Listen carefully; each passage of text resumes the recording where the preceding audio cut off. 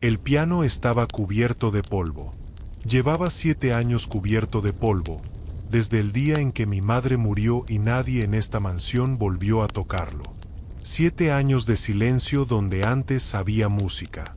7 años de una funda blanca cubriendo lo que había sido el centro de nuestra familia, el corazón de nuestra casa, el alma de la única persona que realmente me amaba.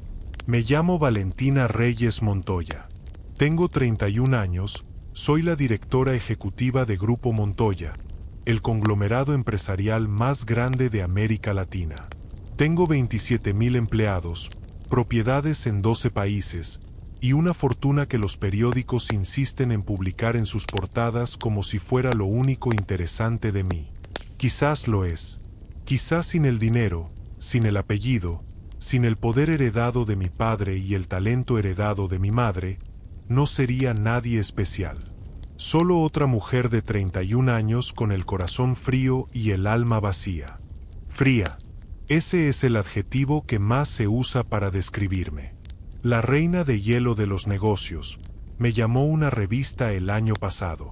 Valentina Montoya, la mujer que no tiene corazón pero tiene todo lo demás. Mi asistente me mostró ese artículo pensando que me molestaría. Me encogí de hombros. Peores cosas me habían dicho.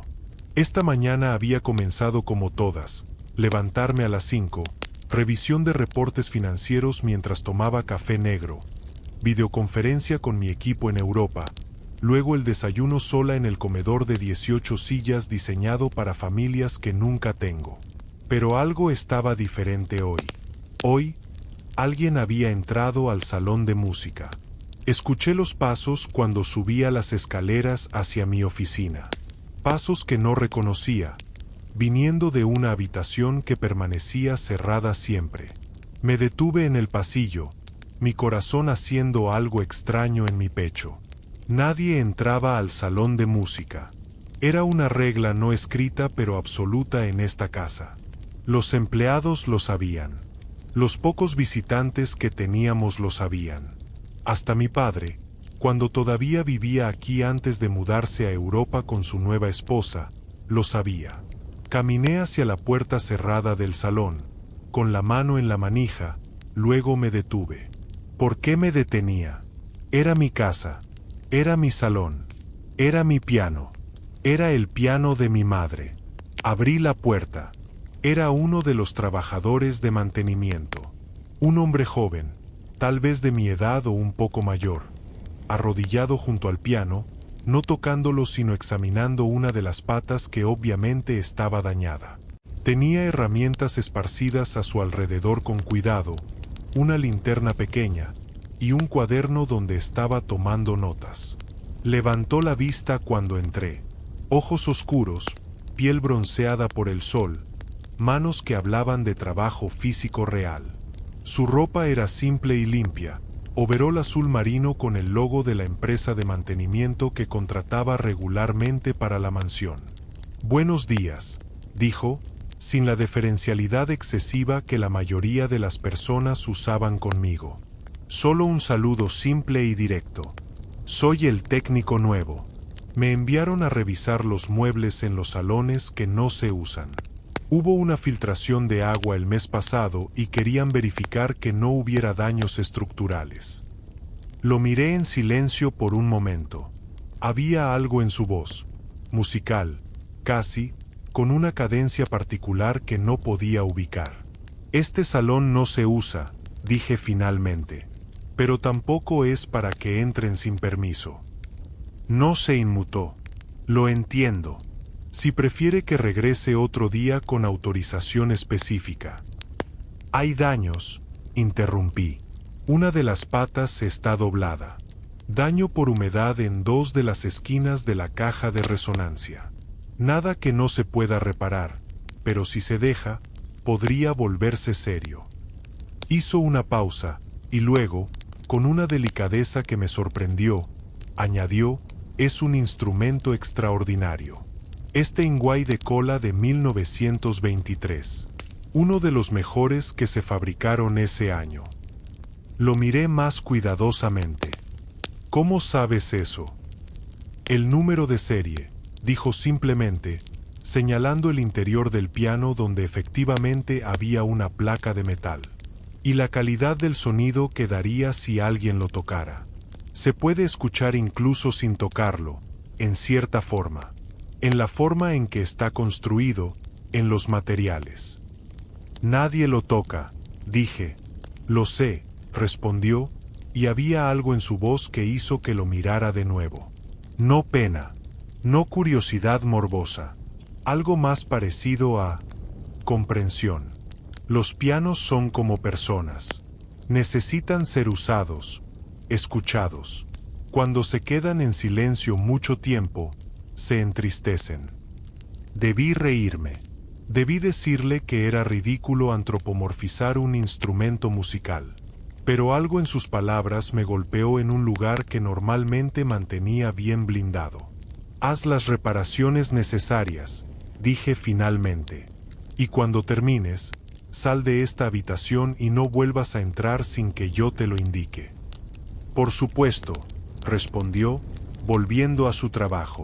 Salí sin decir más, sintiéndome extrañamente perturbada para el resto del día. Lo vi 2 veces más durante esa semana. Una vez en los jardines, podando los rosales con la misma atención meticulosa que había dado al piano. Otra vez en la biblioteca, revisando las estanterías por daños de humedad.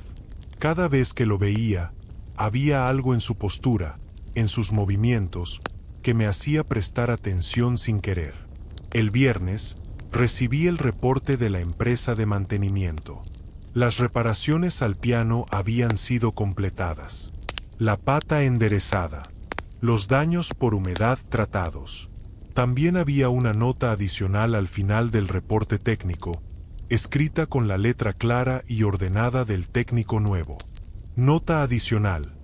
El mecanismo de las teclas también fue revisado. Había acumulación significativa de polvo que habría afectado el sonido. Se realizó limpieza interna completa. El instrumento está en condiciones óptimas para ser tocado cuando lo deseen. Cuando lo deseen. Como si fuera tan simple. El sábado por la mañana, sin poder dormir como siempre, bajé a las 4 de la madrugada a la cocina a prepararme café. Al pasar por el pasillo, me detuve. Había luz bajo la puerta del salón de música. Con el corazón latiendo de una manera que no me gustaba, abrí la puerta. Era él, el técnico nuevo, parado frente al piano abierto. Había quitado la funda por primera vez en 7 años, con los ojos cerrados, las manos a los lados, simplemente escuchando. Escuchando el silencio que emanaba del instrumento, si eso tenía sentido. ¿Qué estás haciendo aquí?, pregunté, mi voz más dura de lo que pretendía. Abrió los ojos sin sobresaltarse. Me miró con calma. Vine a verificar que las reparaciones estuvieran sosteniendo bien. A veces la madera se reactiva en las primeras noches después de un tratamiento de humedad. Son las 4 de la mañana, señalé. La madera no sabe qué hora es, respondió. Una respuesta ridícula que, de alguna manera, no sonó ridícula viniendo de él. Me acerqué al piano, mirándolo por primera vez realmente en años. Seguía siendo hermoso a pesar del tiempo. La madera oscura brillaba suavemente. Las teclas, un poco amarillentas con los años, pero intactas, esperaban. ¿Tocas?, le pregunté, sin saber por qué. Sí, dijo simplemente. Bien. Una pequeña sonrisa. Eso depende de a quien le preguntes. Algo en mí, ese espíritu competitivo que había heredado de mi padre junto con sus negocios, se despertó mezclado con otra cosa que no reconocí inmediatamente. Toca entonces, dije. Señorita Montoya, este es su piano. No sería apropiado. Te lo estoy pidiendo, interrumpí. ¿O prefieres que lo interprete como una orden? Me miró durante un momento, esos ojos oscuros evaluándome de una manera que no estaba acostumbrada. La mayoría de las personas me miraban con miedo o con adulación. Este hombre me miraba con algo más parecido a curiosidad genuina. ¿Qué le gustaría escuchar?, preguntó, acercándose al banco del piano. Lo que quieras, dije, aunque internamente esperaba que fuera algo mediocre, algo que justificara mi escepticismo. Algo que me confirmara que este momento extraño de las 4 de la mañana era una anomalía sin importancia. Se sentó. Ajustó el banco con el cuidado de alguien que conoce los instrumentos. Colocó las manos sobre las teclas sin tocarlas todavía, sintiendo el peso, la resistencia del mecanismo. Y entonces tocó. Los primeros acordes llenaron el salón y me detuvieron el corazón. No era mediocridad.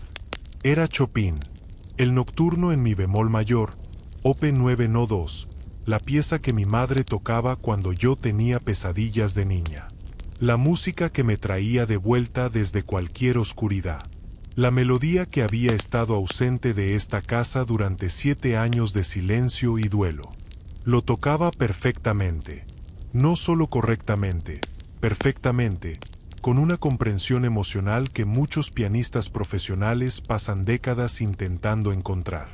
Sus manos se movían sobre las teclas con una naturalidad que solo viene de miles de horas de práctica y de algo más profundo, de entender verdaderamente lo que la música quiere decir.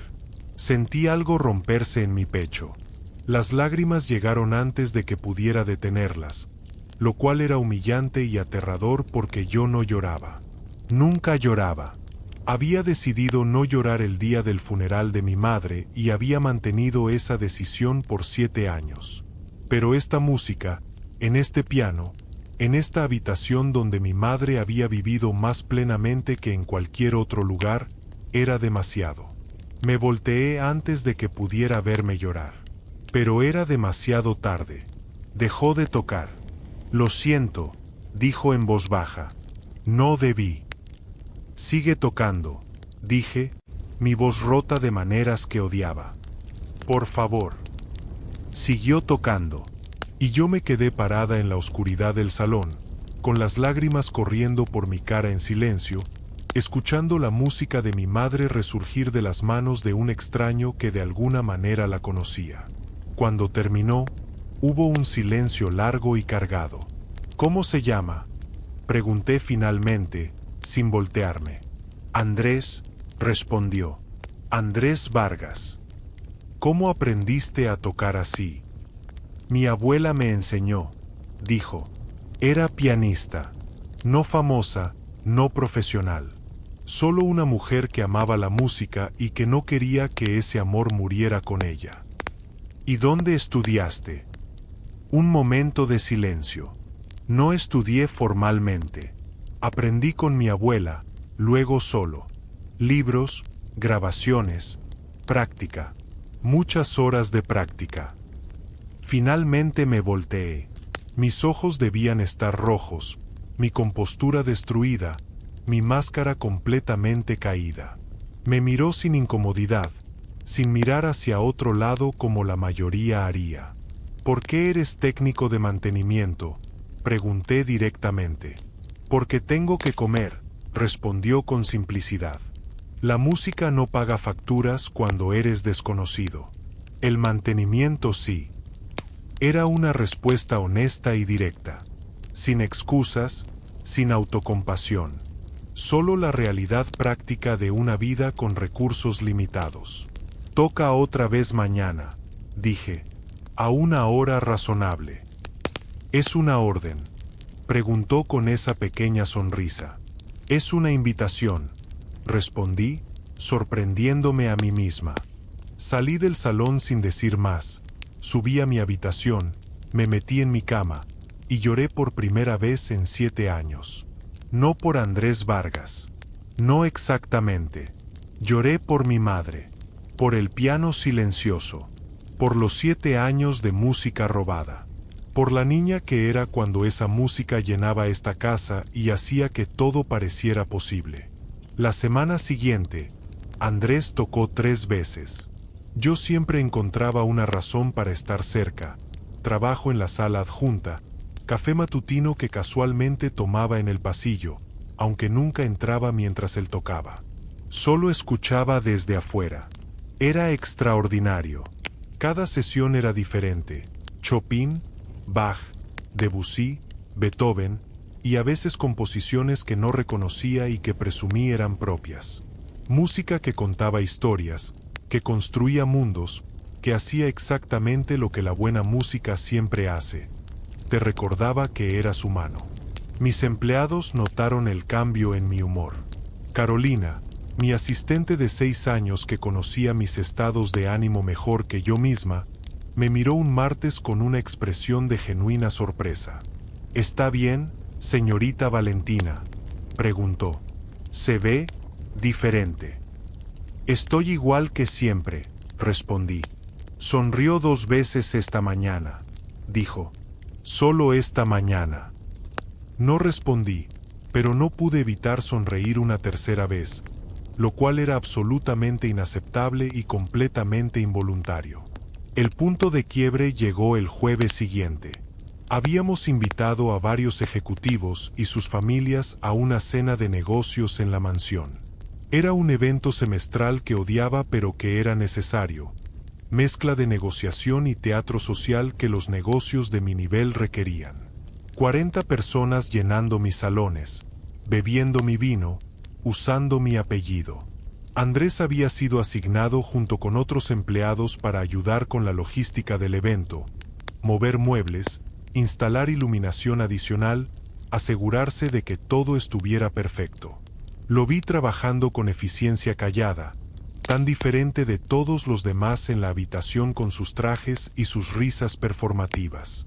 Había algo en el que se destacaba precisamente por no intentar destacarse. Y entonces Ricardo Fuentes, el hijo de 45 años de uno de mis socios más importantes, famoso por su arrogancia y sus comentarios hirientes que pasaban como humor, lo vio también. «Oye, tú», llamó Ricardo, chasqueando los dedos en dirección de Andrés como si llamara a un perro. «Más vino por aquí».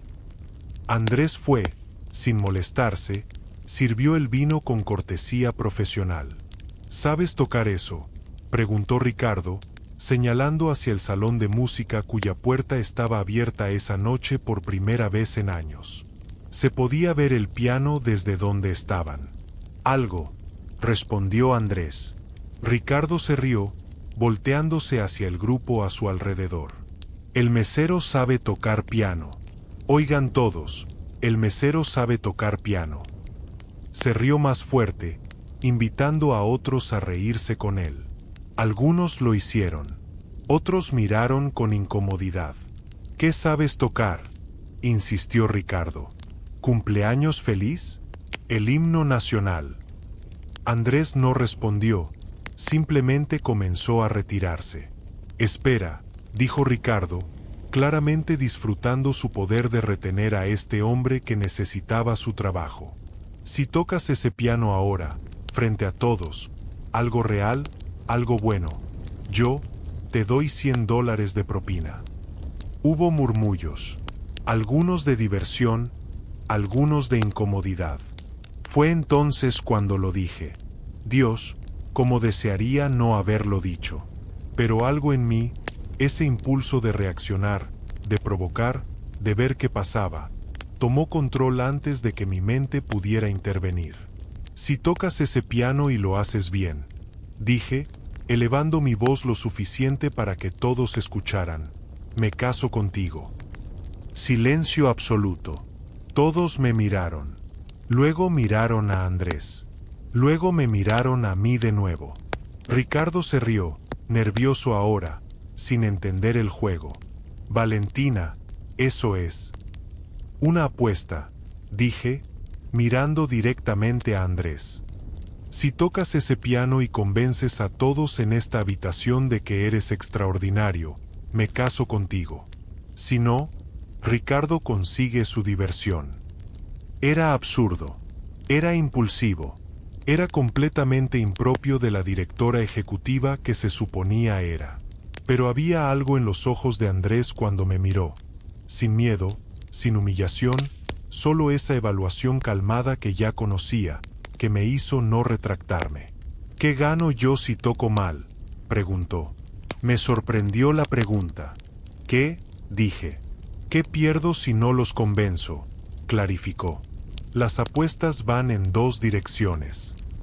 Pierdes tu trabajo, dijo Ricardo, riéndose. Andrés ni siquiera miró a Ricardo. Solo me miraba a mí, esperando mi respuesta. Nada, dije. No pierdes nada. Entonces es una apuesta sin riesgo, observó. ¿Por qué haría eso? Por demostrar algo, dije, sin saber exactamente qué quería decir. Por demostrar que puedes. Andrés me miró durante un largo momento. Luego, sin decir una palabra más, se giró hacia el salón de música y caminó hacia el piano. Nadie habló. Nadie se movió. 40 personas en trajes y joyas observaban a un técnico de mantenimiento en overol acercarse al piano más fino de la ciudad. Se sentó. Ajustó el banco, exactamente como lo había visto hacer antes. Colocó las manos sobre las teclas. Y comenzó a tocar. Lo que salió de ese piano silenció a 40 personas en un instante. No fue Chopin esta vez. No fue nada que yo reconociera inmediatamente. Era algo propio, una composición que comenzaba suave, casi tímida, como una pregunta hecha en voz baja. Luego crecía, se expandía, se convertía en algo tan hermoso y tan doloroso al mismo tiempo que era imposible no sentirlo en los huesos. Miré los rostros a mi alrededor. Ricardo, que segundos antes había estado riéndose, ahora tenía la boca ligeramente abierta. La señora Fuentes, su madre, tenía los ojos cerrados y una expresión de paz que probablemente no usaba muy seguido.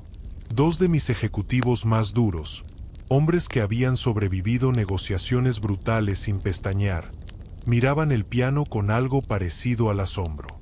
Carolina, parada en la esquina con su tableta, tenía lágrimas en los ojos. Andrés tocaba como si nosotros no existiéramos. Como si la habitación entera, con sus 40 personas en ropa cara, hubiera desaparecido y solo quedara él y el piano y la música que necesitaba salir. Sus manos se movían con una fluidez que hablaba de años de práctica, pero había algo más allá de la técnica, había verdad. Cada nota era honesta de una manera que la mayoría de las personas nunca logran ser en toda su vida. La pieza duró 8 minutos. 8 minutos en los que nadie tosió, nadie movió un vaso, nadie susurró a su vecino. Solo silencio y música y la sensación colectiva de haber presenciado algo que no esperábamos. Cuando terminó, el silencio continuó por varios segundos más. Luego comenzaron los aplausos. No el aplauso educado de personas que saben que se supone que deben aplaudir. El aplauso genuino, el tipo que viene solo cuando algo te golpea en algún lugar profundo que normalmente mantienes protegido. Andrés se puso de pie del banco. No hizo reverencia, no sonrió ampliamente, no buscó la aprobación del público. Solo se paró, calmado y quieto, y me miró a mí. Solo a mí. Ricardo fue el primero en hablar, con esa habilidad que tienen ciertos hombres de convertir cualquier momento en algo sobre ellos mismos. Bueno, dijo, su risa ahora incómoda. Supongo que la señorita Montoya tiene que casarse ahora. Las risas nerviosas que siguieron me devolvieron a la realidad. Me di cuenta, con una claridad repentina y aterradora, de lo que había dicho frente a 40 testigos. Frente a personas que mañana lo contarían en sus desayunos, en sus oficinas, en sus círculos sociales. Valentina Montoya había prometido casarse con el técnico de mantenimiento si tocaba bien el piano. Y había tocado mejor que bien. Me habría reído si no fuera porque parte de mí, una parte pequeña pero insistente, no quería retractarme. Fue una broma, dije, con la voz más controlada que pude. Una hipérbole. Nadie va a casarse con nadie. Una lástima, dijo la señora Fuentes, completamente seria. Ese joven tiene un talento extraordinario. Y la forma en que te miraba. Mamá, interrumpió Ricardo. Solo digo lo que vi, respondió ella con calma. La cena continuó. Las conversaciones retomaron. Andrés regresó a sus responsabilidades de la noche con la misma eficiencia callada de siempre, como si no hubiera pasado nada, como si no acabara de destruir la compostura de 40 personas con 8 minutos de música. Pero no podía dejar de verlo. No podía dejar de notar la forma en que se movía por la habitación, presente pero sin buscar atención, útil sin ser servil. Había una dignidad en el que la mayoría de las personas con 10 veces sus recursos no tenían. A las 11 de la noche, cuando los últimos invitados se despedían, lo busqué. Estaba en la cocina, ayudando a recoger. Andrés. Se volteó. Señorita Montoya, ven a mi oficina mañana por la mañana. A las 9.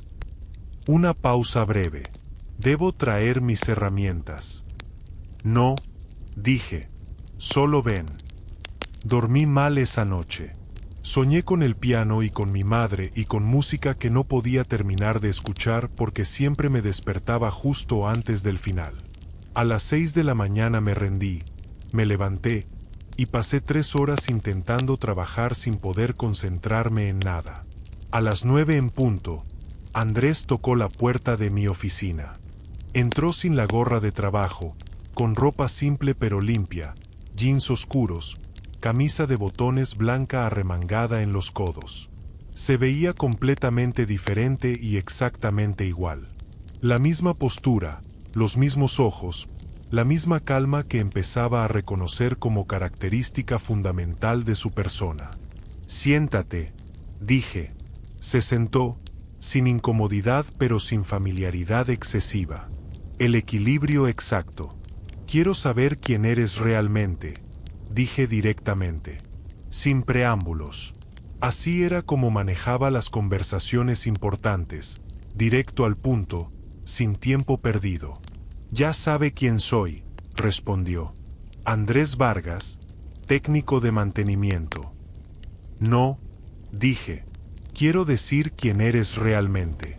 Nadie aprende a tocar así sin una historia detrás. Nadie tiene ese nivel de comprensión musical sin algo que los formó. Cuéntame.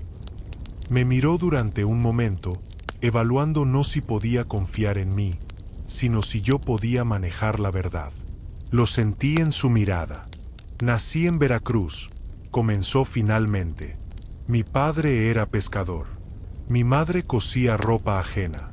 Vivíamos en una casa con paredes de lámina y piso de tierra. Cuando llovía fuerte, la mitad de la casa se inundaba. Hablaba sin vergüenza, sin la necesidad de disculparse por sus orígenes que algunas personas tienen cuando cuentan estas historias a alguien con dinero. Mi abuela vivía con nosotros. Doña Esperanza. Era la única persona en 10 kilómetros a la redonda que tenía un piano, un upright viejo, desafinado, con 3 teclas rotas. No sé cómo lo había conseguido. Nunca lo explicó bien. Una sonrisa pequeña cruzó su rostro al mencionar a su abuela. La primera sonrisa real que le había visto. Desde que tengo memoria, ella tocaba. No perfectamente, no había tenido educación formal tampoco, pero tocaba con todo lo que tenía. Y desde que tenía 3 años, yo me sentaba junto a ella y la miraba. Cuando tenía 5, ya podía reproducir lo que ella tocaba. ¿Niño prodigio?, pregunté. No sé si ese es el término correcto. Solo era un niño que amaba la música más que cualquier otra cosa y que tenía una abuela que entendía eso. Hizo una pausa. Ella murió cuando yo tenía 15 años. Antes de morir, me dijo que el piano, aunque roto y desafinado, me lo dejaba a mí. Que yo debía prometerle que la música no moriría con ella. Y prometiste. Prometí. Pero los pianos no se llevan fácil en la vida de un pescador pobre. El piano de mi abuela lo tuve que dejar cuando mi familia se mudó a la capital cuando yo tenía 16. Era demasiado grande, demasiado pesado, y no teníamos a dónde llevarlo. Algo en su voz al decir esto, una pérdida contenida, vieja pero no completamente cicatrizada, me resonó de maneras que no esperaba. Llegamos a la ciudad sin nada, continuó. Conseguí trabajo desde los 16, construcción, limpieza, lo que hubiera.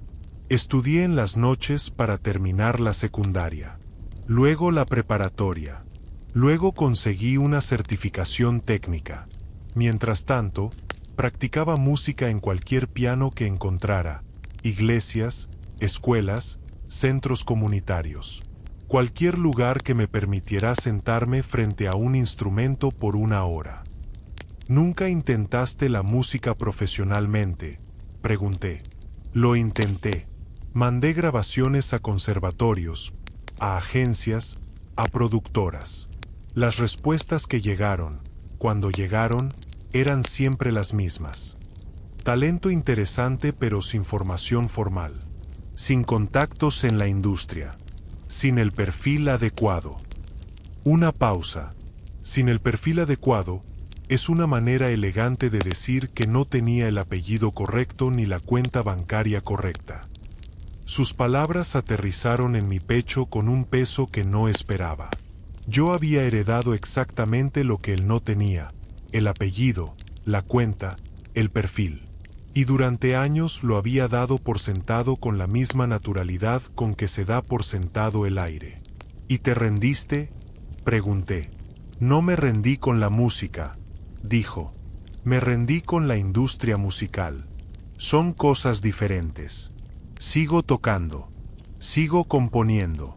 Solo no espero que el mundo me pague por ello. Hizo una pausa. Eso cambia la relación con la música. De hecho, cuando no dependes de ella económicamente, puedes amarla libremente, sin calcular lo que vale cada nota.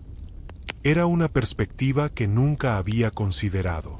Yo había heredado un negocio que amaba pero que también era una carga, una responsabilidad, una prisión dorada de la que nunca podía salir completamente. Anoche, dije, ¿qué tocaste? No era nada que yo reconociera. Algo mío, respondió simplemente.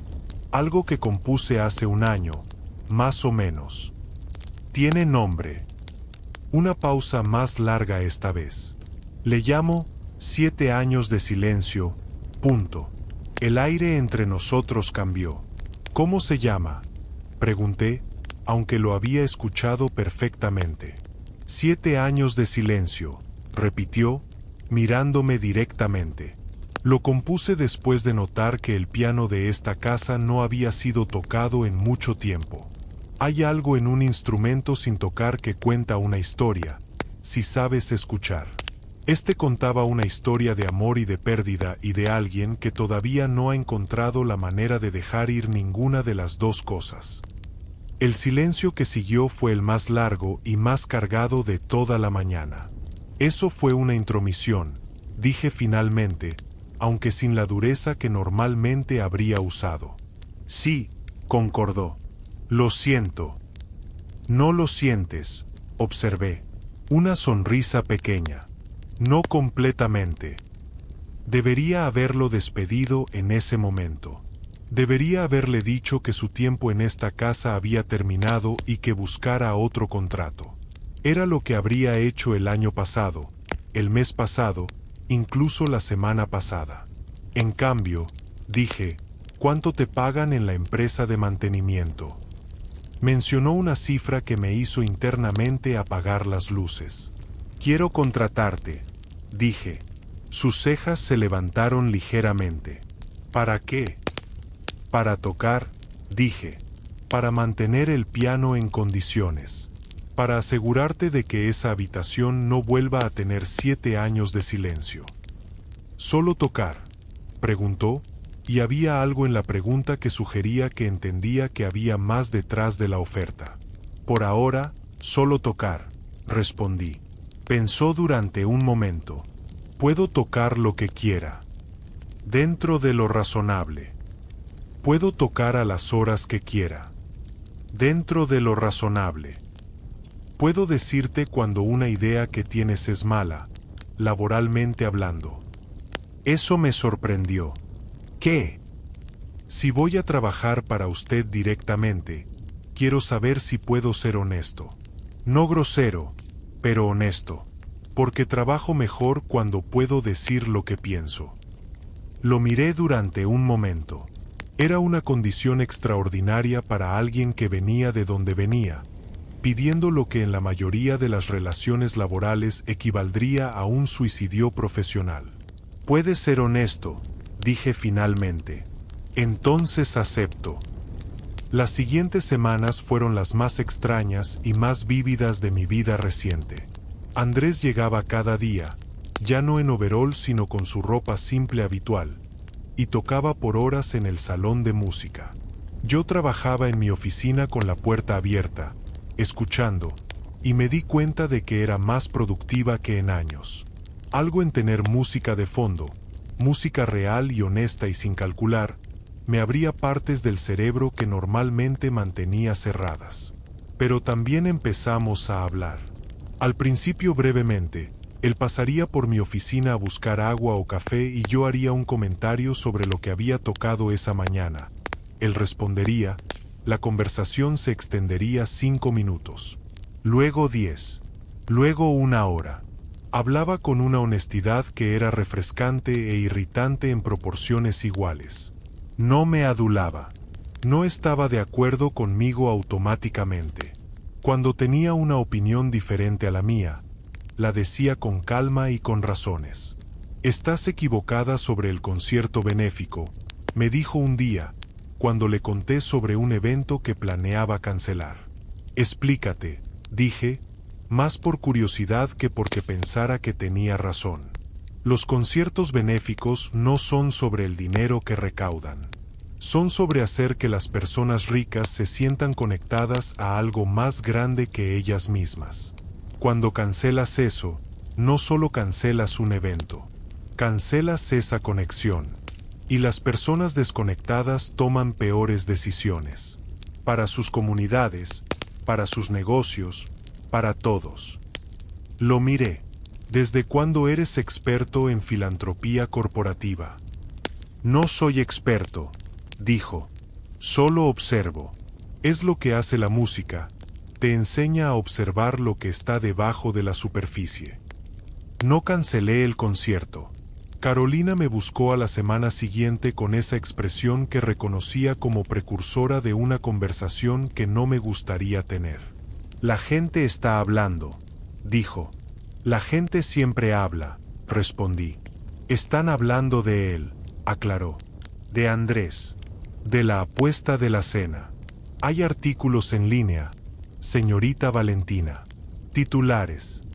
La billonaria que prometió casarse con su empleado. Valentina Montoya y el misterioso pianista. Tomé mi teléfono y busqué. Tenía razón. Eran ridículos, sensacionalistas, completamente fuera de contexto. Pero existían. ¿Qué quieres que haga?, pregunté. Un comunicado oficial. Negar la historia. Aclarar que fue una broma. Debí decir que sí inmediatamente. Debí dictar el comunicado en ese momento y cerrar el tema. Era lo lógico, lo profesional, lo que protegía mi reputación y la estabilidad de mi empresa. Déjalo, dije en cambio. Carolina me miró. Disculpe. Déjalo. Si salimos a negar, solo le damos más atención. En 2 semanas nadie se acordará. Era una justificación razonable. No era completamente honesta, pero era razonable. Esa noche, mientras Andrés recogía sus cosas para irse, lo encontré en el salón de música. Estaba mirando las fotos en la pared. Fotos de mi familia que habían estado ahí siempre y que yo había dejado de ver hace tanto que se habían vuelto parte del paisaje.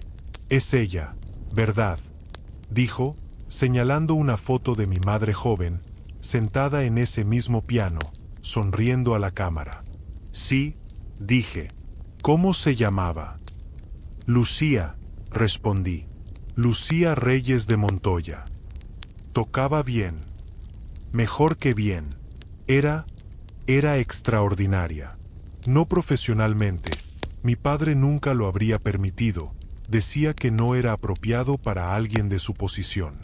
Pero aquí, en esta habitación, era otra persona. Libre. ¿La extrañas? Era una pregunta simple y directa y completamente devastadora. Cada día, admití. Era la primera vez en años que lo decía en voz alta a alguien que no fuera Carolina. Andrés asintió, mirando la foto. Puedo escucharla en cómo está construida tu relación con la música. En el hecho de que dejaste que este piano se cubriera de polvo pero nunca lo vendiste ni lo sacaste. Lo preservaste, como si guardar el instrumento fuera una manera de guardar algo de ella. Me quedé sin palabras. Perdona si es una intromisión otra vez, dijo, volteándose hacia mí. No lo es, dije, aunque me costó decirlo. Tienes razón. Hubo un momento entre nosotros, uno de esos momentos donde el tiempo hace algo extraño y el espacio entre dos personas parece más significativo de lo normal. Los artículos, dijo finalmente, los que están circulando sobre la apuesta. ¿Los viste? Me los mostró uno de los otros trabajadores. Una pausa. ¿Quieres que me vaya? Si mi presencia aquí te crea problemas profesionales. No, dije, más rápido de lo que pretendía. Luego, más calmada. No, tu presencia no me crea problemas. Entonces, ¿qué me crea? Preguntó, y había algo en la pregunta, directa, honesta, sin juego, que me hizo sostenerle la mirada. Confusión, admití. Me creas confusión, y no estoy acostumbrada a estar confundida. ¿Es malo? Preguntó. No lo sé todavía. Esa noche, después de que se fue, me senté sola en el salón de música por primera vez en 7 años. Me senté en la silla junto a la ventana donde mi madre se sentaba a escuchar cuando yo era pequeña. Y escuché el silencio, pero esta vez era diferente. Ya no era el silencio del duelo. Era el silencio de algo que estaba a punto de cambiar. Mi teléfono sonó. Era mi padre, llamando desde Europa como hacía ocasionalmente cuando los negocios requerían su input. He escuchado rumores, dijo sin preámbulos, sobre algún empleado y una apuesta ridícula. No es nada, dije. Más vale que no sea nada, Valentina. Nuestra familia tiene una reputación. Lo sé, papá. Un técnico de mantenimiento, dicen. Dios mío, si tu madre estuviera.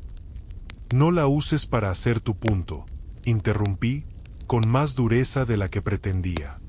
No sabes qué habría dicho mamá. Hubo un silencio incómodo. Solo sé cuidadosa, dijo finalmente, con menos autoridad en la voz. Eso es todo. Colgué y me quedé mirando el piano en la oscuridad.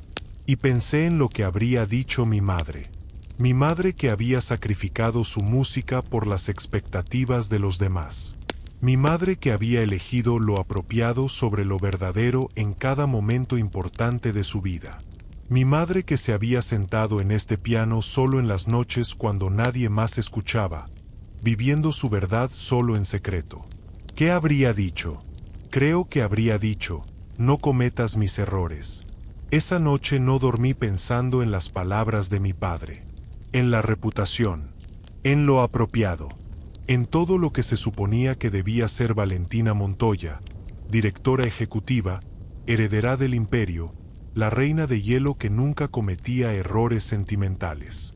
Y pensé en mi madre, en Lucía Reyes de Montoya que había enterrado su música bajo las expectativas ajenas, que había elegido la aprobación del mundo sobre la verdad de su corazón, que murió con canciones no tocadas guardadas dentro, y un piano que después de su muerte se cubrió de polvo porque nadie en esta familia supo honrar lo que ella realmente era. No iba a ser ella. No de esa manera. A las 6 de la mañana llamé a Carolina. Cancela todo lo de hoy, dije. Todo, repitió, con la voz todavía somnolienta pero ya alerta. Valentina, tienes la junta con los inversionistas de... Cancela todo, repetí. Reagenda para la próxima semana. Diles que tuve una emergencia personal. ¿Estás bien? Estoy perfectamente bien, dije. Por primera vez en mucho tiempo, estoy perfectamente bien. Colgué, me duché, me vestí con ropa simple, jeans, suéter, sin tacones, sin joyas de poder, y bajé a esperar. Andrés llegó a las 8:30 como siempre. Se detuvo cuando me vio en la sala, sentada en el sofá con café en mano, vestida de manera que claramente no era para una jornada de trabajo normal. Buenos días, dijo, evaluando la situación con esa calma que ya reconocía. Buenos días. Puedes no ir al salón de música hoy. Una pausa. ¿Qué quieres que haga entonces? Quiero que me enseñes, dije, a tocar, aunque sea una canción, aunque sean solo 3 acordes. Algo cambió en su expresión, suave, apenas perceptible, pero real. ¿Nunca aprendiste?, preguntó. Mi madre intentó enseñarme cuando era niña, pero yo era impaciente. Quería hacerlo perfecto desde el primer día y cuando no podía, me frustraba y dejaba de intentarlo. Hice una pausa. Supongo que eso ha sido mi patrón en muchas cosas. Andrés consideró esto. No te prometo que será fácil. No te pido fácil, te pido honesto. Asintió. Entonces ven. Nos sentamos juntos en el banco del piano, la primera vez que yo me sentaba en ese banco desde que era niña.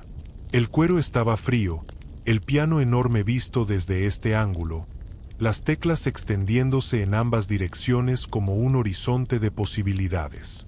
Empieza aquí, dijo Andrés, colocando mi dedo índice derecho sobre el do central. Siente la tecla antes de presionarla. Cada tecla tiene un peso, una resistencia. Tienes que conocerlas antes de tocarlas. Eso es lo que dijiste sobre las personas cuando llegaste aquí, observé. Que los pianos son como personas. Sí, concordó. Y la primera regla de conocer a alguien, persona o instrumento, es escuchar antes de hablar, sentir antes de actuar. Era una lección que claramente iba más allá del piano. Lo sabíamos los dos. Pasamos 3 horas esa mañana con el piano. No aprendí a tocar ninguna pieza completa.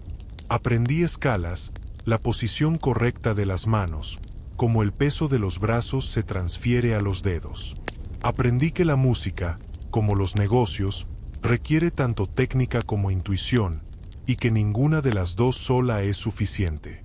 Pero más que técnica, aprendí a sentarme con la incomodidad de no ser buena en algo, a no rendirme cuando algo no salía perfectamente, a seguir intentando incluso cuando los errores eran evidentes. Eres mejor alumna de lo que crees, dijo Andrés cuando finalmente paramos para almorzar. ¿Estás siendo honesto o cortés?, pregunté. Dije desde el principio que sería honesto, no cortés. Sonreí. Él lo notó, no hizo ningún comentario, pero lo noté en la ligera curvatura de su propia sonrisa. Almorzamos en la cocina como trabajadores normales, no en el comedor formal de 18 sillas.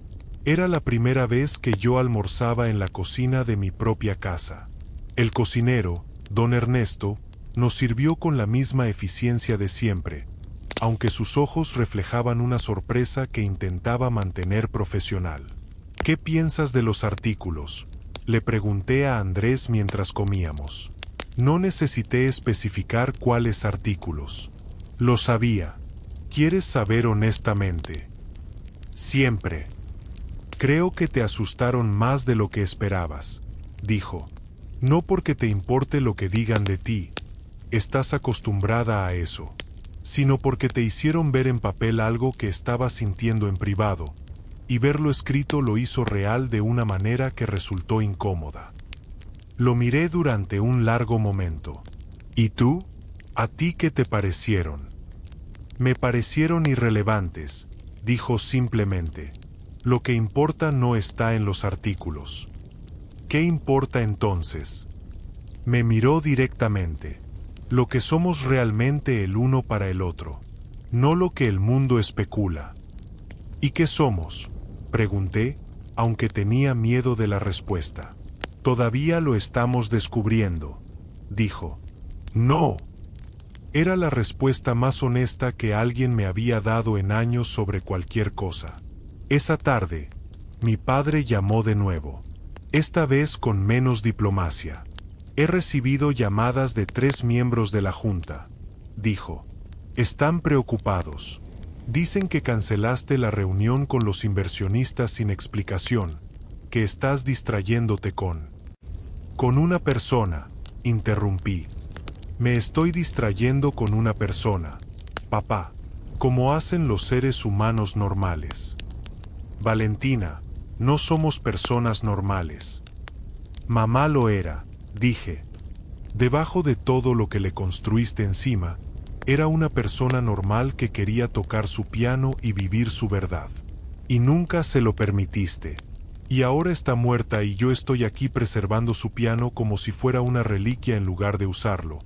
Y toda mi vida me he preguntado cómo se siente realmente vivir en lugar de administrar una vida.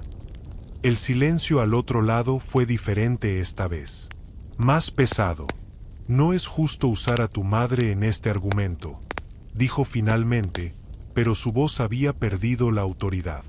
No la estoy usando. La estoy honrando. Y hay una diferencia enorme. Colgué. Me quedé temblando ligeramente, no de miedo sino de adrenalina, de haber dicho en voz alta algo que había estado guardando durante años. Andrés estaba en la puerta del estudio, claramente sin haber escuchado la conversación pero sí su tono. ¿Estás bien?, preguntó. Sí, dije. Y lo decía en serio. Estoy bien. Las siguientes semanas fueron una especie de descubrimiento mutuo que ocurría en capas. Cada día aprendía más del piano. Mis habilidades mejoraban lentamente pero de manera perceptible. Cada día también aprendía más de Andrés y el de mí. Descubrí que leía vorazmente historia, filosofía, biografías de músicos, pero también economía y política. Los problemas del mundo son siempre los mismos, decía. Solo cambian los instrumentos que la gente usa para crearlos. Descubrí que cocinaba bien. Una noche, cuando don Ernesto estaba enfermo, Andrés ofreció cocinar y preparó una cena simple de pescado con verduras que era mejor que la mayoría de los restaurantes caros que frecuentaba. Descubrí que tenía un sentido del humor quieto y preciso, el tipo que no busca la risa sino que la provoca inevitablemente con observaciones tan exactas que no puedes evitar reírte.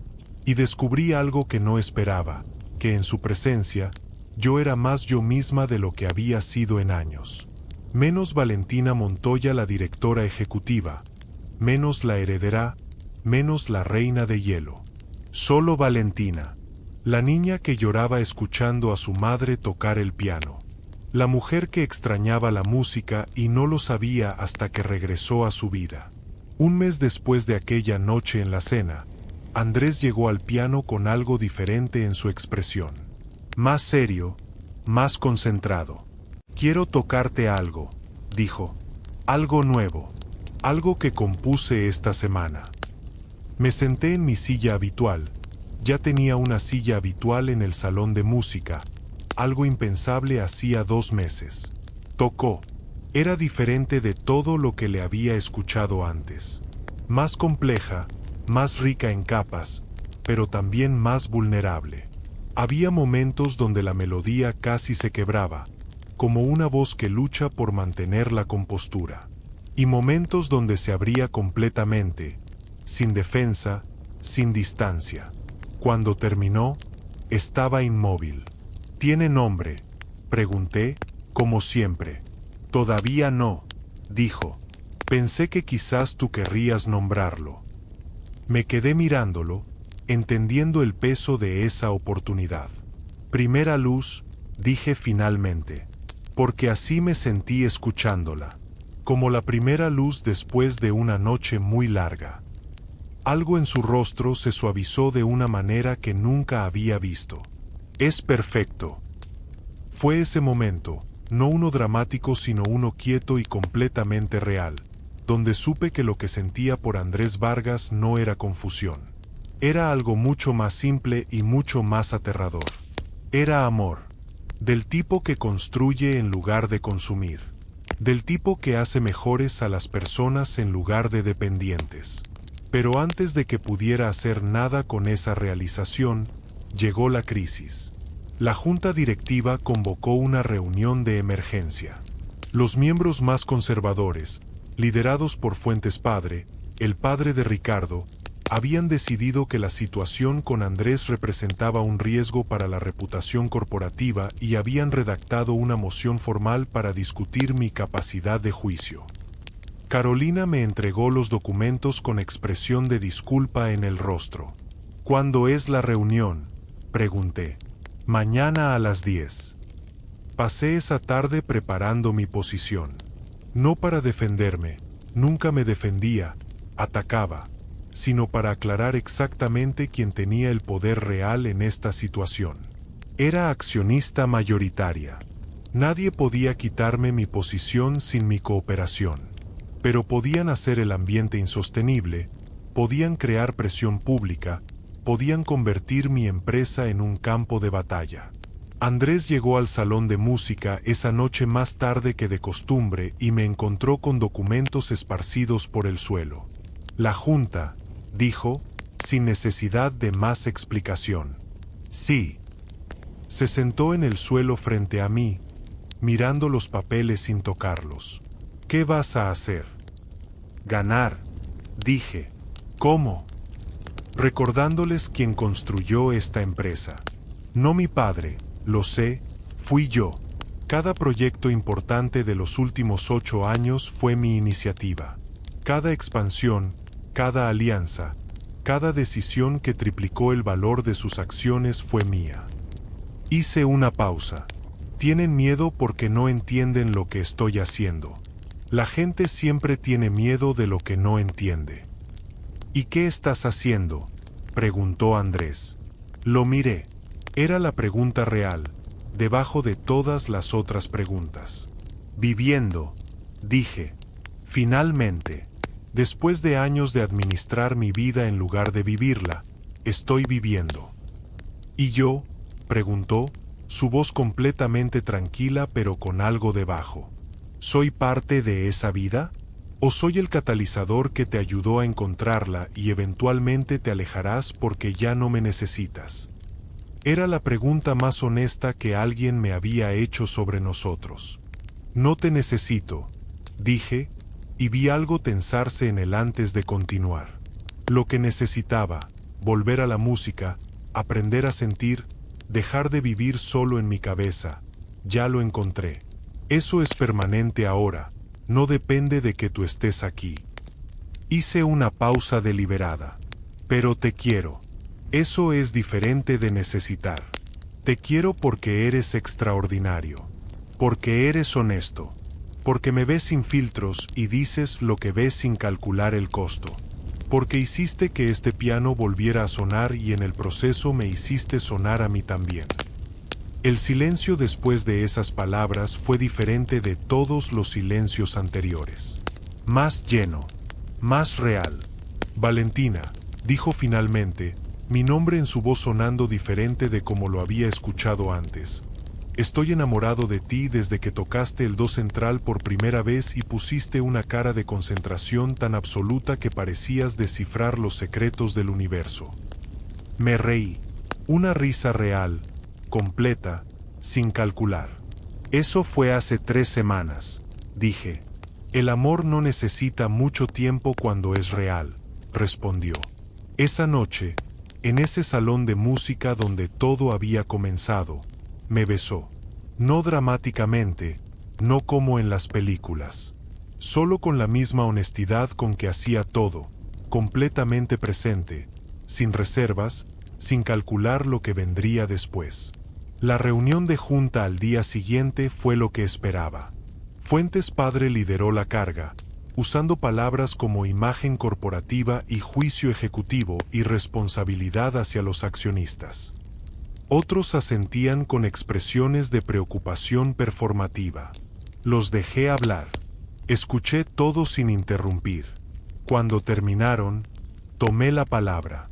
Señores, dije, en los últimos 8 años, he tomado este grupo empresarial de un valor de 600 millones a 4.000 millones. He abierto mercados en 7 nuevos países. He navegado 2 crisis globales sin un solo despido masivo. He construido una reputación de integridad corporativa que nos distingue de cada competidor en el sector. Los miré uno por uno. He hecho todo esto siendo exactamente quien soy. No una figura corporativa sin vida privada. Una persona completa que toma decisiones completas. Y en este momento, la decisión que estoy tomando en mi vida personal no tiene absolutamente ningún impacto en mi capacidad de liderazgo. De hecho, diría que me ha hecho mejor líder, más presente, más conectada, más capaz de ver más allá de los números hacia las personas que los crean. Fuentes padre abrió la boca. Lo detuve con una mirada. Si alguno de ustedes tiene dudas sobre mi juicio o mi capacidad, les invito a presentar formalmente una moción de desconfianza. Y entonces veremos qué dicen los números cuando la Junta tenga que explicarle a los accionistas por qué quiere remover a la persona que cuadruplicó el valor de su inversión. Silencio. ¿Hay algo más que discutir?, pregunté. No había nada más que discutir. 6 meses después, la historia de Valentina Montoya y el pianista que tocó para ganar una apuesta imposible había pasado de rumor de sociedad a algo diferente. Porque habían pasado cosas reales. Andrés había comenzado a dar conciertos. No grandes salas, pequeños espacios, centros culturales, auditorios de escuelas. Yo había usado mis contactos para abrirle puertas, pero él las había cruzado con su propio talento. Las críticas lo llamaban voz nueva y auténtica, compositor de generación. Yo seguía tocando el piano. Nunca llegaría al nivel de Andrés, eso era claro y ninguno de los dos fingía lo contrario. Pero había aprendido suficiente para tocar con mi madre en memoriam, para tocar para mí misma cuando necesitaba pensar, para entender la música desde adentro en lugar de solo desde afuera. La empresa seguía creciendo. De hecho, crecía mejor que nunca, porque yo era mejor que nunca, más presente, más empática, más capaz de ver a las personas detrás de los proyectos. Un año después de aquella noche en la cena donde todo comenzó, Andrés y yo estábamos sentados juntos en el banco del piano cuando él puso algo en mis manos. Era un anillo, simple, elegante, con una pequeña nota que decía: no te pido que te cases conmigo por una apuesta. Te pido que te cases conmigo porque somos mejores juntos que separados. Lo miré de verdad, como había aprendido a mirar las cosas, sin calcular, sin protegerme, sin medir el riesgo. Sí, dije, no hubo grandes aspavientos. Solo él poniéndome el anillo y luego ambos sentados en ese piano, en ese salón de música donde 7 años de silencio habían terminado, tocando juntos una pieza simple que habíamos estado aprendiendo las últimas semanas, él con su extraordinaria habilidad, yo con mi honesta torpeza, y sonando, juntos, completamente bien. La boda fue pequeña, no el evento del siglo que la prensa esperaba. Una ceremonia en el jardín de la mansión, con 100 personas que realmente importaban. Mi padre asistió, no completamente en paz con todo, pero presente, lo cual era suficiente por ahora. La señora Fuentes, quien había dicho desde aquella noche que Andrés me miraba de una manera especial, lloró durante toda la ceremonia. Carolina tomó fotos en lugar del fotógrafo oficial porque dijo que quería capturar los momentos reales, no los posados. Pero el momento que más recuerdo de ese día no fue la ceremonia ni el baile ni ninguno de los momentos que se supone que recordarás de una boda. Fue después. Tarde en la noche, cuando todos los invitados se habían ido y el jardín estaba en silencio y la mansión estaba quieta.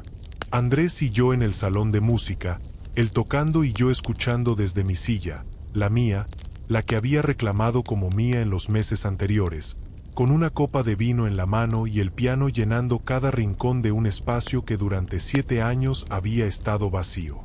«¿Qué tocas?», pregunté. «Lo que se me ocurre», respondió. «¿Tiene nombre?». Pensó un momento. «Sí, se llama Valentina. Punto». Lo miré, con el corazón tan lleno que casi dolía. «¿Cuándo la compusiste?». «La primera noche que te vi llorar escuchando el nocturno», dijo. «No la he terminado todavía. Sigo añadiéndole partes a medida que te conozco más». «¿Cuándo estará terminada?». Me miró con esos ojos oscuros que ya conocía mejor que cualquier cosa en este mundo. «Nunca», dijo simplemente. «Espero que nunca esté terminada». Pensé en mi madre, en las canciones que nunca tocó, en la vida que no se permitió vivir completamente. Y pensé en lo que habría dicho si pudiera verme ahora, sentada en su salón, en su casa, escuchando música en su piano, con un hombre que me veía y me amaba sin condiciones. Creo que habría sonreído. Creo que habría dicho, por fin, si esta historia te tocó el corazón, si te recordó que la vida más rica no se mide en dinero sino en música compartida, en amor honesto, en el valor de vivir tu verdad sin importar lo que el mundo espera de ti, por favor dale like y suscríbete a Emocio Cuentos. Comparte este video con alguien que necesita recordar que el amor verdadero no conoce diferencias de clase ni de origen, que la música tiene el poder de abrir corazones que parecen cerrados para siempre, que nunca es demasiado tarde para dejar entrar la luz. Déjanos un comentario contándonos sobre alguien que llegó a tu vida inesperadamente y lo cambió todo, o sobre la música que te ha salvado en los momentos difíciles. Y recuerda siempre, los pianos cubiertos de polvo y los corazones cerrados tienen algo en común. Solo necesitan las manos correctas para volver a sonar. Hasta la próxima historia. Que tu música nunca deje de sonar. Que tu corazón nunca deje de abrirse. Buenas noches y dulces sueños.